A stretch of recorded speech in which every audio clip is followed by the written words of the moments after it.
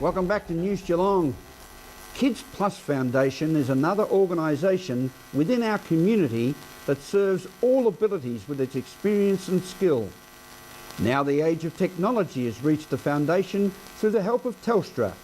Ian Nichols tells more. Today, News Geelong is at the Kids Plus Foundation in Myer Street. It's a very special occasion, a special grant from Telstra so that Kids Plus can make a better connection for their kids who seek therapy here. We're speaking with the Executive Officer, Sarah Olive. We work with babies and children and teenagers with cerebral palsy, and we provide intensive therapy to assist each child to access mobility, communication, self-care, eating, drinking, access to play, education, and all of that, all those basic things that the rest of us take for granted, to help each child to reach their potential and then ultimately to live as independently as possible. And you have quite a number of them coming in here obviously every week. So children come in for a term and they come in for weekly therapy with physiotherapy, occupational therapists and our speech pathologist.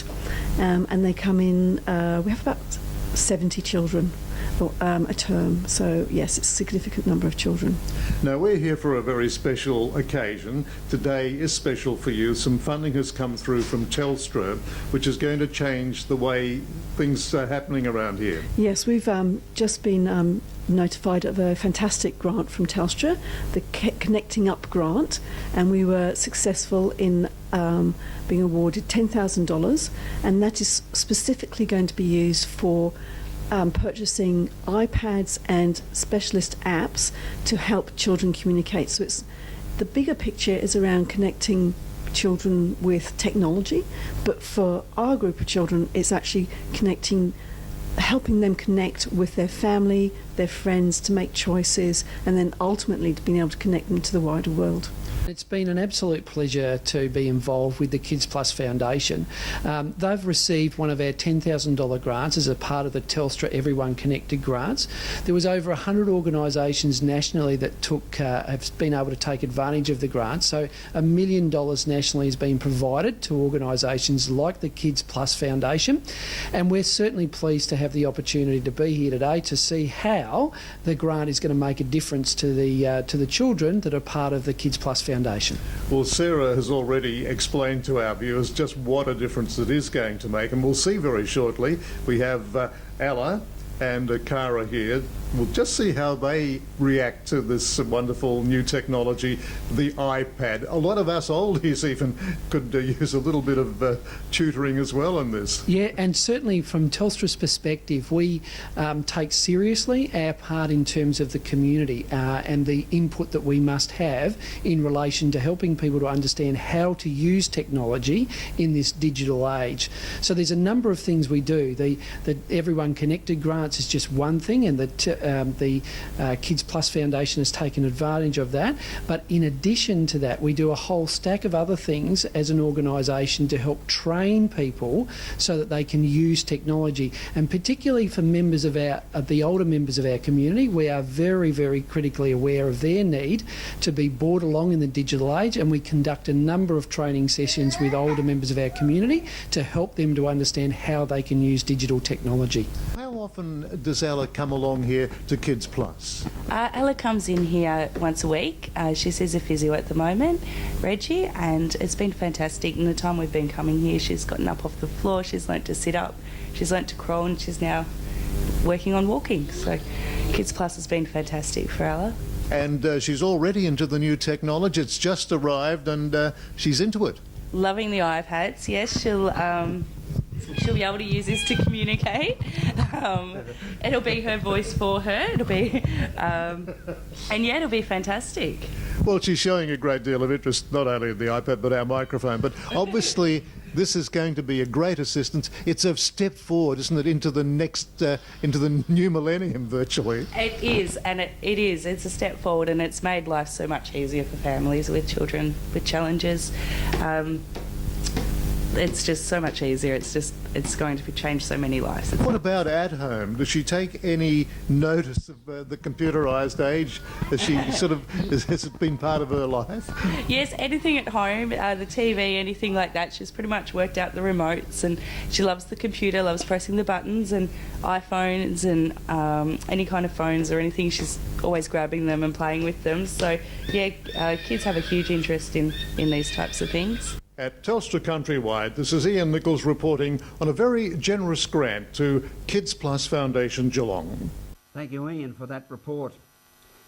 And now joining us in the studios of The Pulse 94.7 FM, where we are doing News Geelong, is the voice of The Pulse, Dennis Scanlon.